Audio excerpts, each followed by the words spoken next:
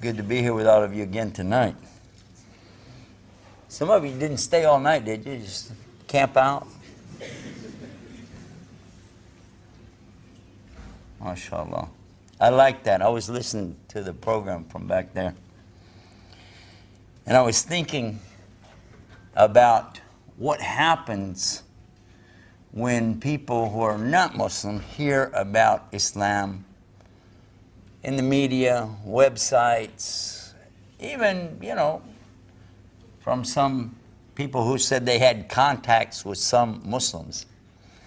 And I was remembering what happened when I first had the chance to meet a Muslim. How many of you heard about the story? You already heard it? I'm not going to bother you with it again. Alhamdulillah. Do we have anybody here tonight that's a Muslim? Where are the Muslims at? Where are they? If the angels came right now and wanted to know who's the Muslims, who'd raise their hand? Let's see. Huh? Hello. Okay. Do we have anybody here that's not a Muslim yet? You already got the beard, man. I said, you're good to go. How about over here? Huh? Leave it.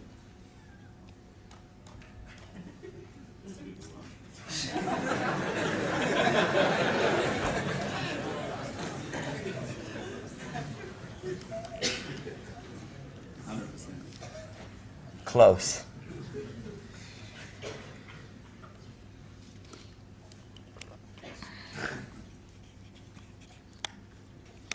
And when people hear the story of what some Muslims do, and then this, of course, has to be exaggerated a little bit, then we find some, pretty rotten stories that come around.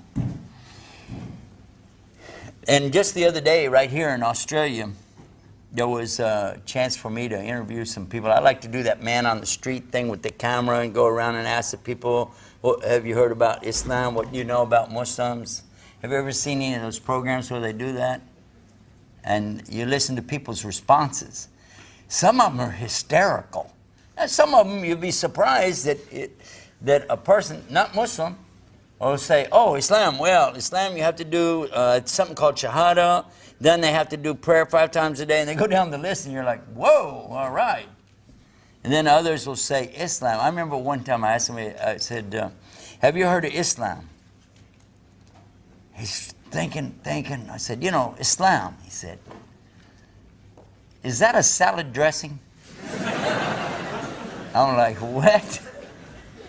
But so you have everything in between. But then there are those that have a really bad notion about Islam, and it's fair because if that's all they know, that's all they know. But it should be that after somebody is dealing with Muslims, even for a short period of time, that they'd have a pretty good impression of Islam and what the Muslims are about. But as we just heard a few minutes ago, sometimes some of the Muslims are pretty tough and not so good. And then that leaves a bad impression for all the rest of us. We do have, according to the Catholic Church's latest release, for whatever that's worth, we do have the distinction now of being the largest religion in the world. That's according to the Catholic Church. Islam is to them the largest of all the religions on earth. We passed them up, they said, in the last census. You don't look excited. It doesn't really matter, does it? Does it? If we had one more or one less Muslim out of 1.5 or 2 billion people, I can't tell the difference. You can't tell the difference. But it makes a lot of difference how the Muslims we have behave. The akhlaq of the Muslim is really what it's all about. The behavior, the manners, the way of the Muslim. When we talk about the people of the West, so-called West, and the so-called East, so-called Middle East. There will always be cultural difference, and there's going to be traditions that some tribes and people have that'll separate them from the other people. But when we start talking about religion, most religions have something that kind of leans toward their own area. For instance, Hindus obviously are going to be basically from India. Why? Well, that's really the name. It's not really India. It's Hindustan, and their religion's named after the place. That's Hinduism. Christianity is not exactly the same way, though, because it does have adherents from all of the population of the world. Judaism, on the other hand, is pretty strict. If you want to be a real Jew, you have to be born under the tribe of Judah. So the only way you could really join is get a blood transfusion from somebody that's from there, if you want to go by that. And then Buddhism is just limited really to certain areas. Some people are attracted to it, but what about Islam? Islam claims to be for all places and all people and all times. This is the claim in Islam. Because I grew up with a Christian background, I can speak from that to the extent, at least for the first 50 years, and tell you that I definitely saw, whether they will ever admit it or not, prejudice. Because even today we have Christian churches that are for Chinese, and Christian churches for Japanese, and we have Christian churches for black people, Christian churches for Mexican people, even though they speak English. But wouldn't it be strange to you and I if somebody said, oh, don't go to that mosque over there because that's black people? Because any masjid in the world could have a black person as the imam, or a white person, or a yellow person, or any color person, and we wouldn't think about it, would we? All we want to know is, can he recite the Quran correctly? That'd be the main thing.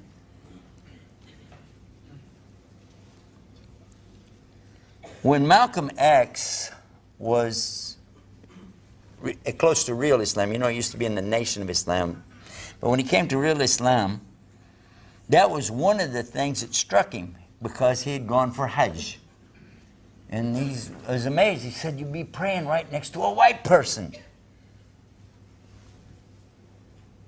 And blacks and browns and all the colors, all, you know, all together. He was amazed. He talked about it. One of the things he said was that when he did Salah in some small masjid, in Mecca, they weren't actually at the big haram, they were in a small masjid. He said that he noticed that the one leading was probably from Africa, but he was black. And so he went to him after the prayer and he said, did you ever think you'd have a chance to be leading prayer in front of all these white guys? He said, the man looked at him and said, what? What are you talking about? Because of the stigma, the thing that he grew up in his mentality, this was a big deal, you know, to try to finally get a chance to be up at level with Whitey. That's what he talked about. And I watched, by the way, I used to be white.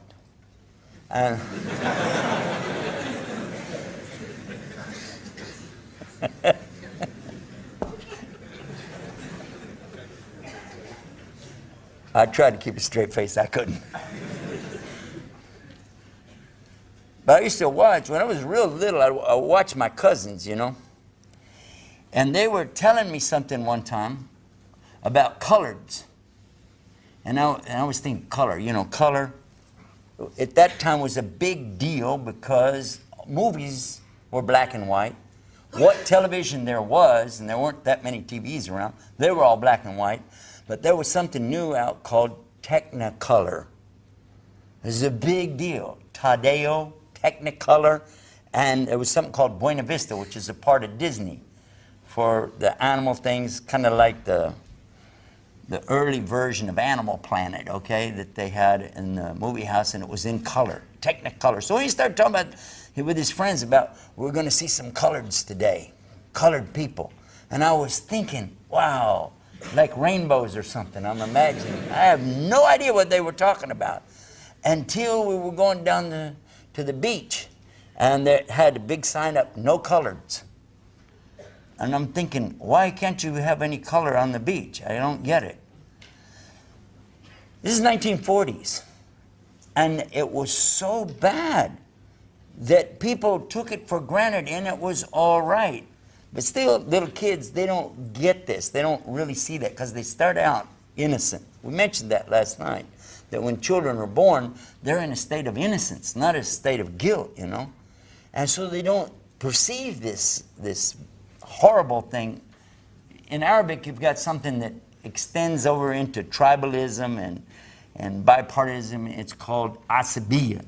And this is worse than that. It's something horrible. And so we were now making a migration from up north to Texas. I remember that. And on the way, we stopped in a place called Arkansas.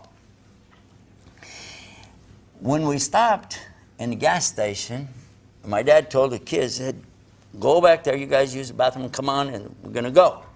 You know how it would be. Well, my sisters got the ladies, girls, you know, and somebody else had the men's, and I kept going, and it said colored. I said, yeah, colored. That's going to be great, you know. 'Cause I wanted to see what a colored bathroom looked like inside. I could imagine that was going to be something. And when I come out of it, I said, not that great of a bathroom, you know. And some guy saw me go and said, what did you go in there for? I didn't want to tell him, you know. I used the bathroom. He said, no, that's for colored. I didn't get it. But even though we've been through a lot in our country, and we've seen busing, taking the black children to the white areas, white children to the black areas, they spent all of our Social Security money to do it. All the reserve for Social Security, they used it up for that. In the 60s, it got really bad, and then it got to the point where we had some very serious violence. And when Martin Luther King Jr. was given a speech, he said that he had a dream, and his dream was to see the children all together, growing up together, going to school together. That was a dream that he had, and he said that. And right after that, they assassinated him. They killed him. This is the kind of hatred that comes with that. For what? For the color of his skin? Can you imagine that? And you might think that that's all over with. We don't have that problem. No. What it does, it just goes deeper. It hides its head down low, you know, under the radar, but it's still there. If you doubt what I said, and it extends beyond just the white-black thing, it's also a man-woman thing. You know, in the West, they still have a problem with women holding high position. You believe that? How come Hillary Clinton is out of the race? Because, and watch what happens now with Obama when he goes up against McCain. McCain is what? What color? Real white. We'll see. I could be wrong. I've been wrong before. We'll see. The point that I'm trying to get at really is how much the West really needs to understand what the true Islam is about, because it's the thing that they claim to be looking for, the claim that they're making when they make their big speeches and pontificate ad infinitum on their great and wonderful principles that they'd like to offer to the people of the ignorant, you know, backward third world countries. A white girl who is a Christian in Colorado was talking with friends and got the notion that she needed to go save the Muslims and others of Africa. She joined some peace group, whatever it was, and went traipsing all the way over to Africa. And she's out here, you know, going from place to place, thinking she's going to save these people. And she had a good heart, don't get me wrong. I'm not making fun of her, just that this is the notion that she had. True, they were poor, so poor that people lived in grass huts. They were literally making their houses, what they lived in, from whatever was available around them, palm trees and grass huts, things like this. But when she visited the village, the people would treat it like it was a festival. And she thought, because, oh, I'm American, I'm going to give them civilization here, I'm going to, you know, save them and everything. And this is why they're holding this big celebration when I come. And there was food, a lot of food, more than she could eat.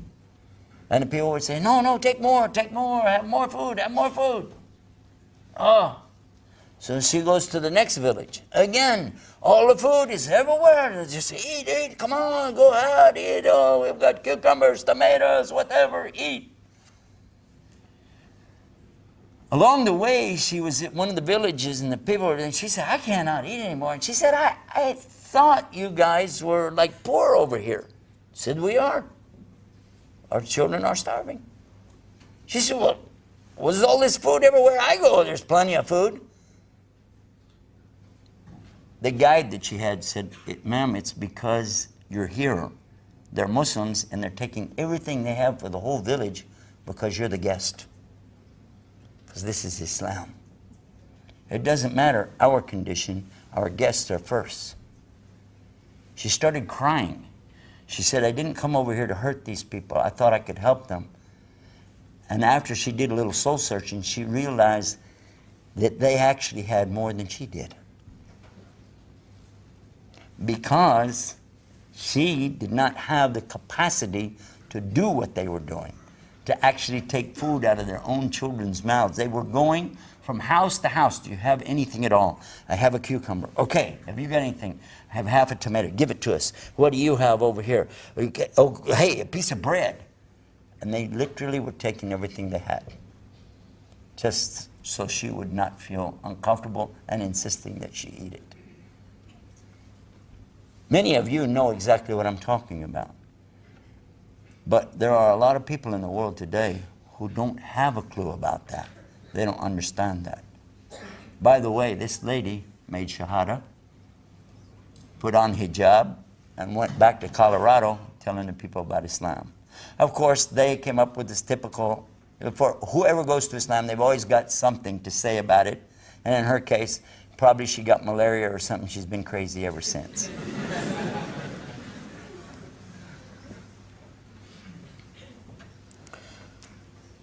When Cassius Clay, back, was it 50 years ago, 40 years ago? And he was a boxer. He was number one, on top. And everybody's looking, Cassius Clay. Wow, who is this guy? Amazing. He accepted Islam and changed his name to Muhammad Ali. You know what they said right away? Too many shots to the head. That'll do it. Drive you nuts. Went right off. There was a jazz singer that Elton John was so jealous of. He was glad when he became a Muslim, and he said, I never had any competition after he got out of the business. Who was he talking about? Cat Stevens. Cat Stevens. I think he was Greek Orthodox or something, I don't remember, but he was Christian, at least by name. But when he entered Islam, all the people that used to love it, oh, because he's got a great voice. Even today, he's got a good voice. And very creative with his music.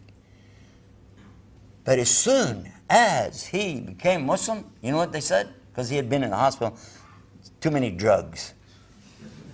Look at that. And by the way, it was TB, not drugs he was in there for. But this is the kind of thing that people will say. And it means that they have to try to explain. Why do you have to explain? If somebody decided, for instance, they don't want to be a Republican, they want to be a Democrat, that's in my country, why do you have to explain something? Why can't it be that's just a choice? Why does it have to make an excuse? And they do. You should hear some of the things that people said, even about me and my family, when we came to Islam. It was a lot harder, though. They had to work really hard to come up with something because, hey, everybody knew us. Everybody knew what we were all about. My dad started the Concerned Christian Centers.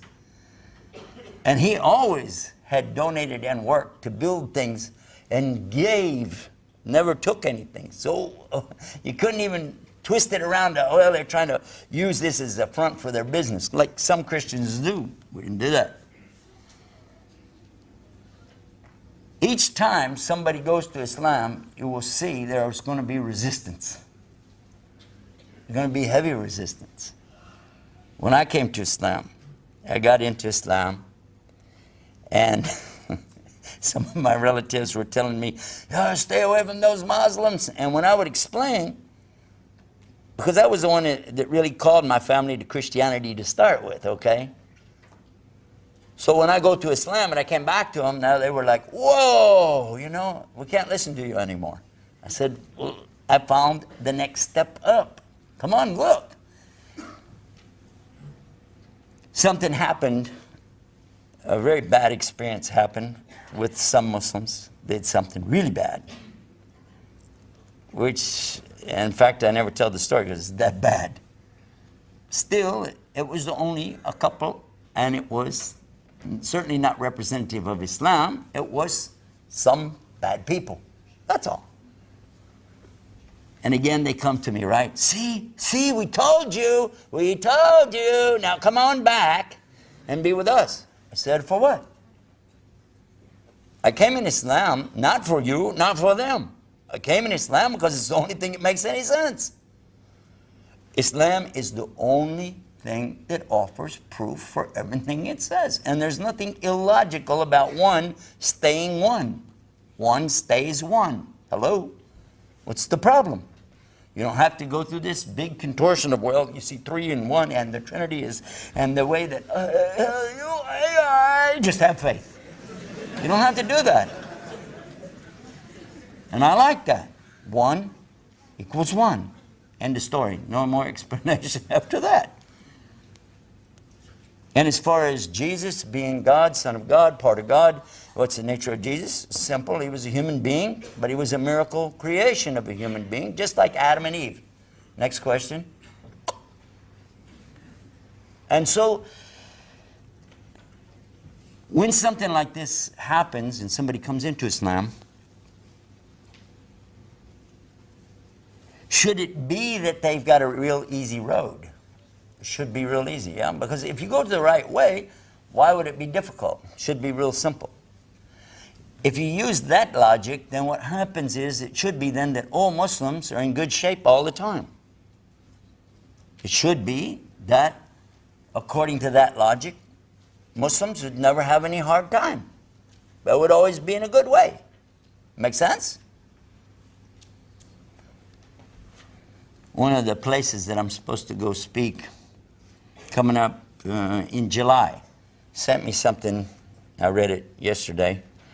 And one of the speeches, they like to name the speeches. These are guys that do a speech, a conference maybe once in their whole life. They put it together. They bring speakers in. They just give you a title of something. I remember one time they said, coming to Islam, what can I do with that? And I said, that's the name of the speech? Well, I said, what can I do with that? And in this case, they wanted me to talk about the happy prophets. You know? Prophets, the happy people, something like this. And I looked at that and I went, what? I mean, this, what did you say, is like a cartoon? Yeah, it sounded like a cartoon show. Oh, okay, the happy prophets are coming on, you know.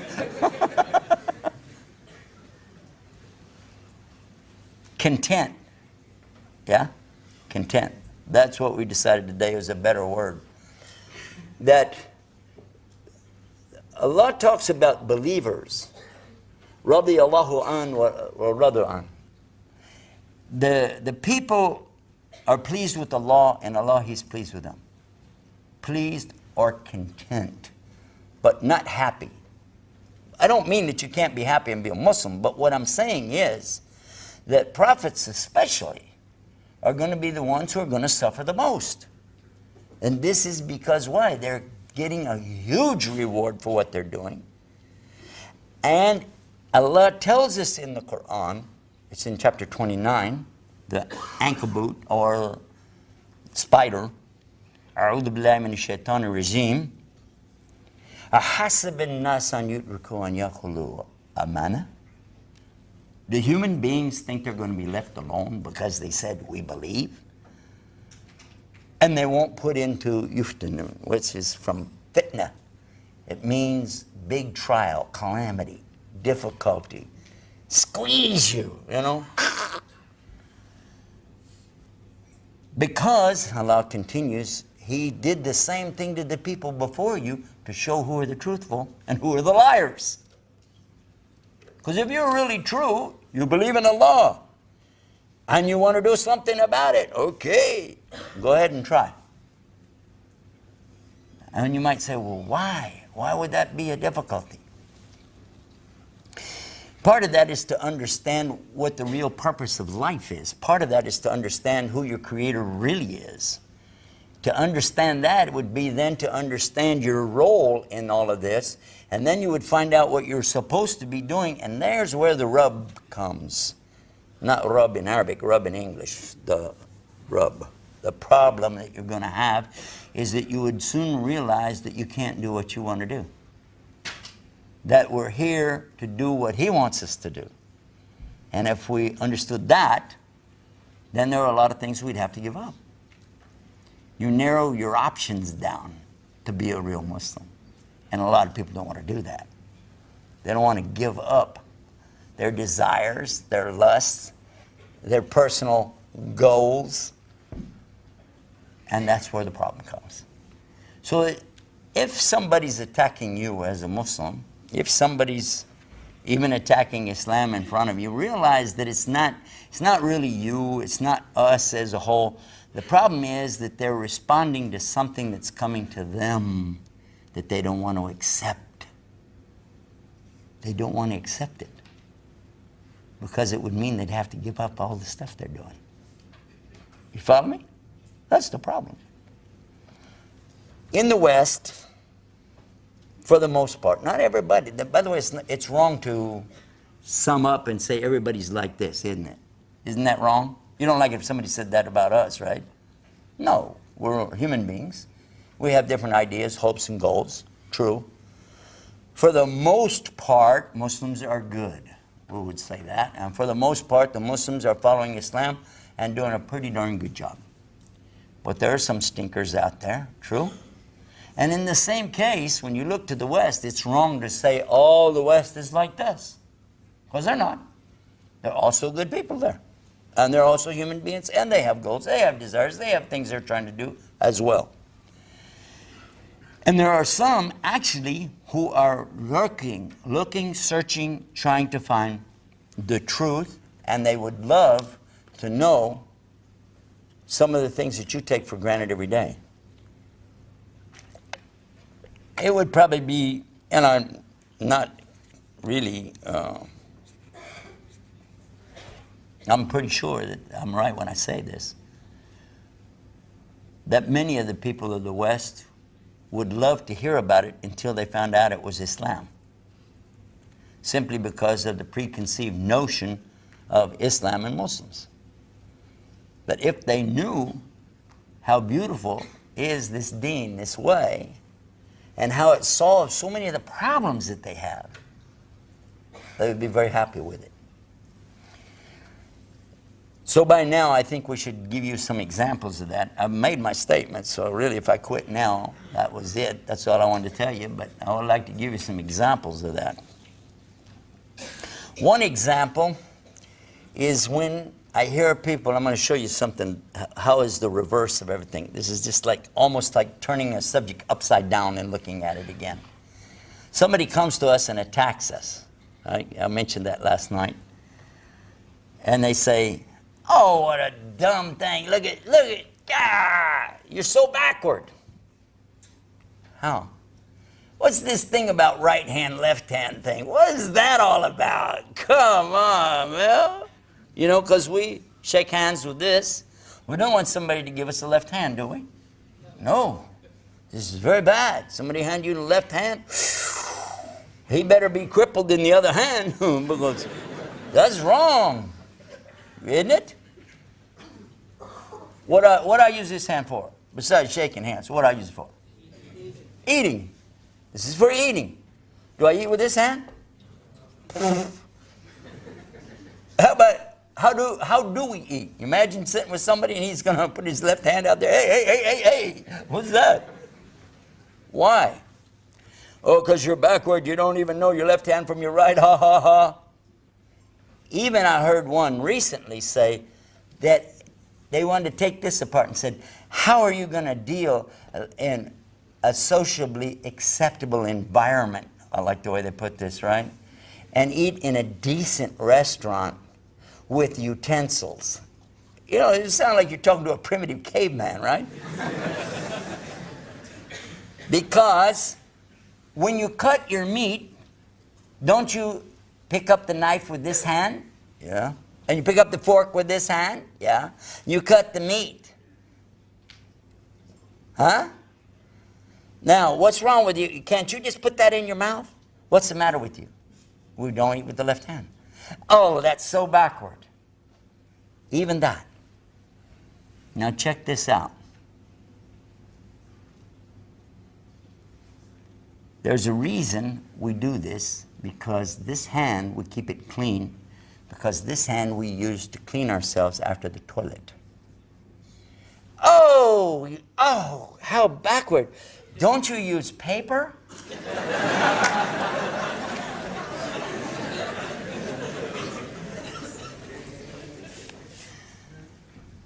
United States Navy did a study. They had, this is a pretty cool way to do it too, because in the Navy you got people out on a boat, they can't get in touch with other people out there. And what they did, they had people washing their hands before and after their meals. On another ship, they ran the same test and had these guys not wash their hands before and after the meals to see what would happen. Totally and completely, no doubt about it, the ones washing hands before and after had the least amount of sicknesses being passed around. Of course, we know that real well nowadays because of what's happened with the studies that they've done and how many times people are getting this hepatitis. It's called hepatitis B, I think, that they're getting from these fast food places where they go in and the guy works there and he goes to the bathroom and come back, he doesn't wash his hands. Next thing you know, there's an outbreak of this all over the whole city. Everybody that ate there got it. So now they have these signs up there, you know, all employees must wash hands, things like that. Another time, a woman who worked for an insurance company, independent study, went out to a big corporation. They had so many employees taking off time, being sick, being ill, and so they asked her to come in and do a study. She went on every floor of the building and all their sub-buildings, everything around there, and did tests, laboratory tests. And they would put this material, I saw the video on it, and she was putting this stuff, I don't know, it's like a dust or powder or something, on the telephones, on the keyboards, on this kind of thing, and then she would come back and collect it all up later, and they did studies, and they found fecal matter on the telephones, and on the keyboards, and on the fax machines, and all the rest of it, along with other germs as well, because people weren't taking care to wash themselves after going to the toilet. So again, they are insisting employees wash hands, and it makes a huge difference. You wouldn't believe there was going to be such a difference over that. Now, how does this work into the left hand, right hand thing? How does that come in? Well, I got to stay on this subject a little bit more to get to it for you. If you want to talk about the toilet paper thing, okay, now I'm going to ask you. And now, you guys, most of you don't have a dog, but in the West, everybody's got a dog. You know? And ask them, if you went out to pick up the paper in the morning, the newspaper, you're going to pick it up, okay? The boy threw it in the grass, you go pick it up. You put your hand down there and you go, oh, man, somebody walked the dog right by here. Look at this. Huh? You got it on you. So what are you going to do? You're going to tear the newspaper and wipe that off, or you're going to go over to the hose and wash it off? Which one? So for the dog, you're washing, but for you, you're using paper. Ah, now you're getting a clue. You're starting to get a clue. Because what happens when a person washes themselves, and this is what Muslims actually are doing with the left hand, they're using water and totally washing themselves like if you were going to go to the bathtub or something. And the difference is tremendous. Because after this, washing the hands and all, this hand is really a lot cleaner than you think. Now I'm going to take you back 1,000 years. The big scientists, doctors, and scholars of the time were in Andalusia in Spain. And these people were Muslims, and they were using the principles taught by Muhammad 400 years before them, and they were analyzing these things, talking about, being very philosophical about these things. People like Ibn Sina and Rushdie and other people like this that are still today mentioned in the medical books, history books. You'll find that they were coming up with some very amazing things for them at their time. So much so that by the time of the Black Plague in Europe, which we'll call the West of those days, the people there were dying like flies. So fast they couldn't bury them, they were throwing them on wagons, dead bodies on wagons. And it was so bad that people were everywhere finding these diseases. Something was killing them. They called it the Black Death or Black Plague. You can read about it. Go get the encyclopedia, read about it. But these same people used to send their children to be educated in Spain because that's where the real higher learning was. They sent them to Spain. But they found something amazing, even though some of the students came down with these diseases. It was only the students that came from Europe, but none of the locals got it. Why? And they came to know that it was because of this cleaning this hand and only eating with this hand, and this hand only for anything dirty and still washing it anyway.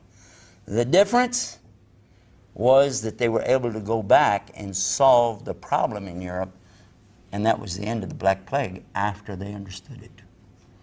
By the way, you won't find that in the common history books anymore today. There's no reason to mention that, is it? Especially because it has a connection to Islam. I'm going to share you with another one with you. Think about this. I was coming home one night from a program. It was very late at night, driving, back when my wife would let me drive. And I put my head down on the steering wheel at a red light, and I was so tired I couldn't lift my head back up. My little daughter was with me, and she's saying, "Daddy, wake up. Daddy, wake up." I said, "I can't. I'm exhausted. I'm going to pull over and stop." And she reached over and turned the radio on real loud. And I like to listen to talk shows, yeah? And the first thing come out, it was the beginning of the sentence. A man's voice said, "Always sit down when you eat or drink." One, huh? Said, "Never stand up when you eat or drink." I'm going, Jamaat Tabligh is in town? What is this? What's this guy talking about? Well, you know, in Jamaat Tabligh, they always tell you that, don't they? Sit down when you eat or drink. This is Sunnah Rasul Sallallahu Alaihi Wasallam. You sit, you know, when you eat or drink. You don't stand up. And I'm thinking, what's this? He began explaining the damage that's caused, starting at the neck and going all the way down. And he described all the kinds of problems, from the hiatal hernia to the pulling and tearing here in this part in the stomach, and all of the operations that could be avoided if people would just sit while they eat or drink. I mean, I was wide awake. I drove all the way home listening to that. But now you got a problem. Because now if you realized what he said and understood all of the damage done to your body by standing up, so now you're going to sit down when you eat or drink. Are you doing it for Islam, for Allah, or are you doing it for your health? Makes sense? 1,400 years ago, somebody giving you advice. You make fun of it until you find, oh, it really works? Yeah, he was probably having a lucky guess. Huh?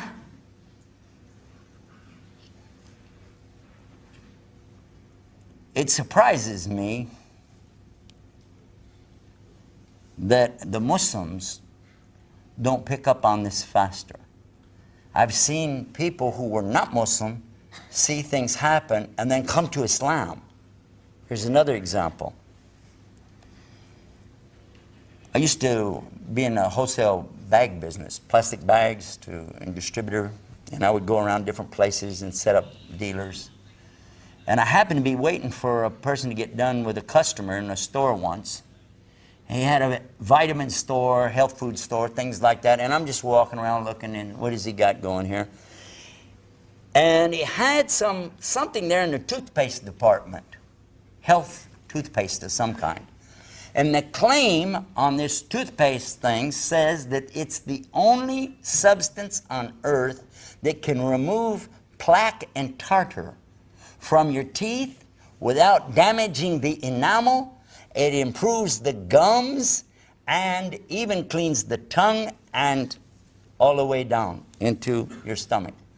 And it mentioned the ingredient, some technical name that I still can't pronounce, but it said it comes from siwak. Huh? From what? Miswak. Yeah? And it showed a stick on there, and it was trimmed back. And I saw it. I said, that's a miswak stick. And I turned it over, Dr. Muhammad's toothpaste. $4.75 for this little, small, huh? And you still have to go buy a toothbrush.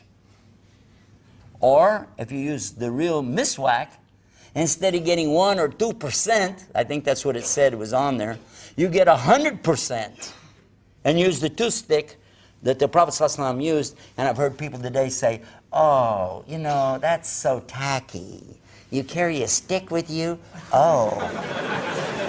Oh. But when you see, and even today you see any of the brothers who use it regularly, what do their teeth look like? Huh? Light bulbs. When they go, and you go, whoa, oh, wow. Am I right or wrong? It's amazing, isn't it? But now, let's go back to the guy cutting his steak. Huh? Go back and read Emily Post. Do you know who's Emily Post? Oh yeah, go back and check the people who tell you about proper manners. The proper manners is, yes, you pick up the knife with the right hand, you pick up the fork with the left, you cut the steak, and then you lay the knife down, and you pick the fork up with the right, and you eat it with the right. So it always was the same anyway, because this goes all the way back to Europe at a time when they were getting over that problem of the Black Plague. Hello? So often we're taking criticism from ignorant people and then adding more ignorance on top of it and rejecting what's really intelligence. I'm saying not only the West needs Islam, I'm saying Muslims need Islam. Yes or no? Yeah. We deviated far away from the real Islam. It's not just in the eating and the health and taking care of our bodies, but it's also in the way we treat each other. And that's much worse. It's a more important aspect of Islam is treatment of others. Because after your correct relationship with your Lord, the very next important thing is your correct relationship with the people. And if it sucks, then what are you all about? How are you a good Muslim and nobody likes you? How? How does that work? At the time of Rasul sallallahu alaihi wasallam, even his enemies had respect for him. Some of his enemies had respect for him. Yes or no? And when I find Muslims who don't have respect even for their own scholars and teachers, I'm wondering what's going on. What is this? Where's the proper behavior? One of the things that happens is the boob tube. But you start watching that thing and you watch these scenarios that they fabricate and put on there, and you start thinking that's how people really are. And one of the things that we notice more than anything else is the bad treatment given to parents in most of these programs. And that's not new. That didn't just happen last week. That's been going on since the 1930s, before there was television. All the way back to the time of Dagwood Bumstead, Dagwood and Blondie, they always showed him, the father of the house, the leader of the family, as a real dim bulb, a real yo-yo, a schmuck. They did. And it was funny. Everybody would make fun of that. And then they had programs about it. And they had the little kid is always the smart one, Dennis the Menace. The kid is always the brilliant one. The parents are stupid. The kid's real sharp, and he's putting them down to the extent today that they just start right out. The very first joke they got is the kid going, what a yo-yo. And everybody's laughing. Judaism, Christianity, and Islam forbid that. They forbid that. In fact, it's an order in all three of the monotheistic religions that the parents are so high that they're mentioned in the commandments in this priority. After God, Almighty Allah, worship Him alone and keeping religion pure for Him and staying away from false worship and worshiping according to His rules. That's the first 4 commandments. Number 5 in the commandments is how you treat your parents. It comes before number 6, which is don't kill. It's exactly the same order in the Quran, no difference. So regardless of what your take is on which religion, on which book, I think all of us need to go back and look and think, what are we doing? How could we possibly treat our elders as we do today? How could we even make jokes? It's not acceptable to put down your mother, to put down your father, to talk about your elders, your teachers, regardless of their religious affiliation, regardless of their political minds. They're your parents, and you have to give them that dignity. Am I wrong or right? I can't hear you, I'm sorry. They wanted me to talk about how the West needs Islam. I'm saying all of us need it. I'm saying that it's not something that's like an obscure thing for one area here or there.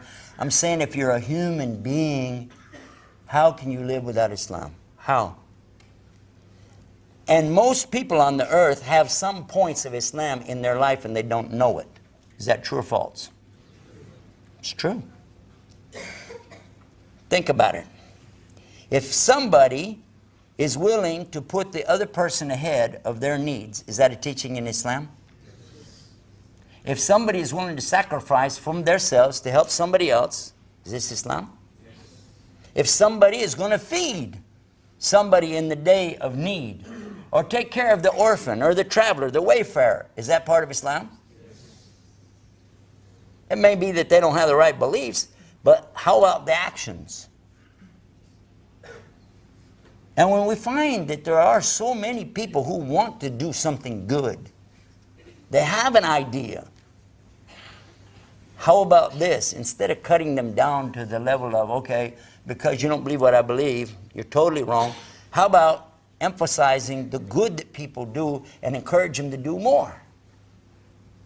Okay, you got a good deed here. How about let's add to that? I mentioned something last night, but I'll mention it again, that sometimes we find people of other faiths who start hanging around the Muslims, And even to the extent that they like what they hear, they like what they see. They feel good when they're with you because you're a good Muslim. You don't drink alcohol, you don't smoke cigarettes, you don't play with drugs, you don't chase after women. And as long as these things are in place, especially you don't cut people down, you don't make somebody feel like low, they feel good. They want to be with you. To the extent that when you want to do salah, they want to pray. They want to stand and pray with you. When you're fasting, they want to fast with you. So you ask them, well, why don't you become a Muslim? What? No. No. But they're still doing some good deeds, yeah?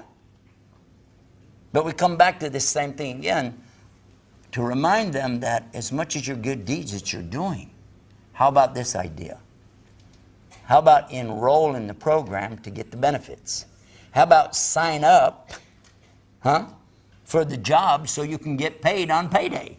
Make sense? If you're going to do all this good stuff anyway, what is it to enter Islam? It is to say with conviction that there really is God. One God.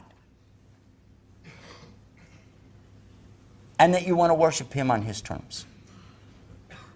That's the very beginning. That's the first step. Immediately followed by the second step, to bear witness that Muhammad brought the message that I just said, that there's one God, and you need to do what He wants you to do. What is so tough about this for somebody who already claims to believe in the monotheistic faith? And the answer comes that people say, well, this is what I grew up in. This is what I found my forefathers doing. I'm committed to this because my family is this, my tradition is this, and so on. Allah subhanahu wa ta'ala mentions that in the Quran. This is exactly the excuse that people use. But it's not a valid excuse. It is ignorance. Because if you know something will benefit you more than what you have, why can't you abandon that for what's better for you? Why not? And I'm going to wrap it up by telling you what happened to me when I was trying to convert the Muslim to Christianity. When it comes to debating, I considered myself pretty good at it. I used to do it. I used to love to debate any subject. Didn't have to be about religion. What do you want to debate? I take either side. I enjoyed it. And he could tell I'm trying to convert him. And at one point he says, my religion, Islam, teaches me that if I find something better than what I have to go for that. I said, what? He said, yeah. Whatever we have, if we find something better, we leave what we have and take what is better. I got him. I said, you mean to tell me that if you find a better religion, you go to it? He said, yeah, if there's a better religion, I'll go to it. I got him. Because Christianity, you don't have to fast, 30 days in Ramadan? You don't have to pray 5 times a day. You don't have to go to Mecca. You don't have to do a pilgrimage. You don't have to pay something called zakat.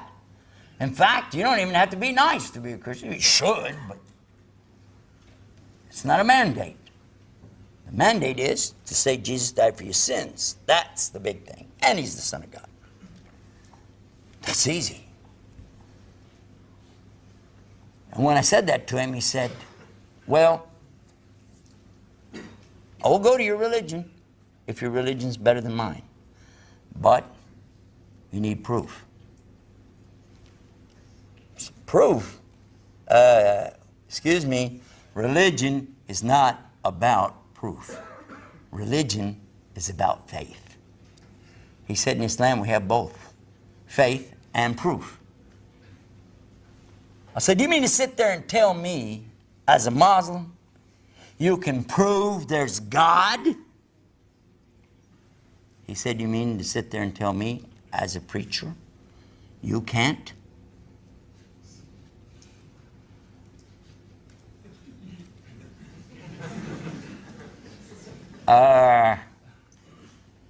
What was the question?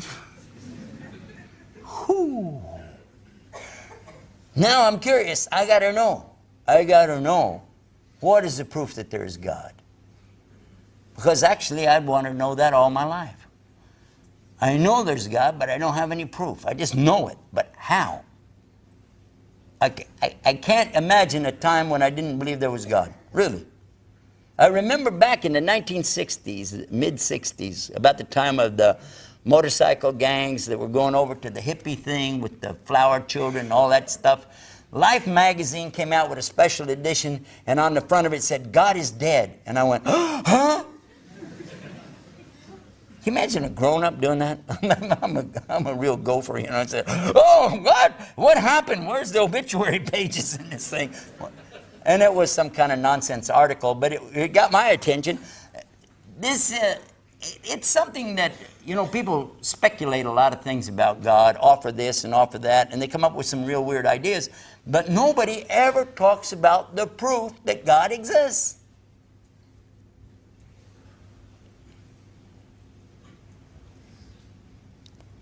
We have a website that you can go to and get a lot of evidence.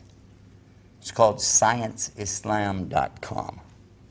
On it, we have videotape of 9 different scientists, well known in their fields and in their particular disciplines. They studied what the Quran is saying about the way the earth is structured, the way the mountains are, about where milk comes from in a cow between a conjunction of the blood and the intestines, mentioning about the bees, mentioning details about how the human embryo is formed, how it grows, the trimesters, so many things that they studied. And remember, these are not Muslims. In fact, they're atheists.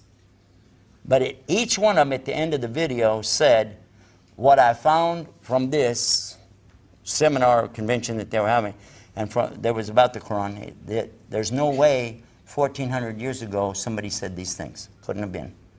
Could not have been. And some of them said, well, it must be from Allah. And one of them, standing while he was giving his talk, 2.5 minutes into it, he said, I guess it's time for me to say, Ashhadu an la ilaha illallah, Ashhadu Muhammad Rasulullah. This came out in the 1980s. And by the late 1990s, it became a popular notion amongst a lot of the scientists, not a majority, but a lot of them around the world, that they need to go back and re-look and reinvestigate a lot of the things they've been saying. And some of them came up with the idea, they didn't want to say there's God, but they did come with a new thing. I don't know if you heard about it. ID, intelligent design. They're saying there's some intelligence behind the design, but they don't want to go further than that. They don't want to lose their fellowship, or they don't want to lose their positions that they have with different universities, because you can get cut off at the knees real quick. Just intelligent design. What I'm saying, though, is proof. Proof. If you want to know about proof, some things could be right in front of your face, and we used to say you can't see the forest because the trees are in the way. And that's the way a lot of us are. Yeah, the West needs Islam, but I'm telling you, all of us need Islam. But we need to understand what Islam really is. So let's put a cap on it with this. The word Islam is coming from a verb, aslama, and it carries these 5 things: surrender, submission, obedience, sincerity, and peace. That if a person will really surrender to God and really submit to His commandments and then obey those commandments in sincerity, then be at peace with whatever comes, then he'll be in Islam, and in Arabic he'd be a Islam, Muslim. It's as simple as that. It's not that complicated. And by the way, as I mentioned earlier in the program about these prophets, in fact, they are at peace. They are at peace with whatever comes to them. A true Muslim is content with what Allah gives them, and he's also content with what he doesn't get as well. We should be happy that we don't get cancer, tuberculosis, broken legs, We should be happy that we don't get robbed. But at the same time, we should be happy that we don't get a lot of money, because maybe it would corrupt us. Maybe it would cause bigger problems for us. Maybe people would rob us then. Maybe somebody would get killed over huge amounts of money. Maybe, but the point is, Allah knows best, and He gave you what He wants you to have. What's your problem? What is your problem? So the Prophet ﷺ said, what translates to English, the condition of a true believer is amazing because only good comes to them. That when the material things come, the things that they want, whatever it might be, they say, Shukr Allah, thank you to Allah. They appreciate it. And when the difficulties, the trials and tribulations come to them, they make sabr. They're at peace with it. Persevering and patient. And he said, and it's good for them, but it's only in the case of the believer. So may Allah make it good for us and make us believers. Amen. Allah guide us, keep us in the real deen, and help the people of the East, the West, the Middle East, and everything in between to understand and put into practice the good of Islam. Ameen. Assalamu alaikum wa rahmatullah.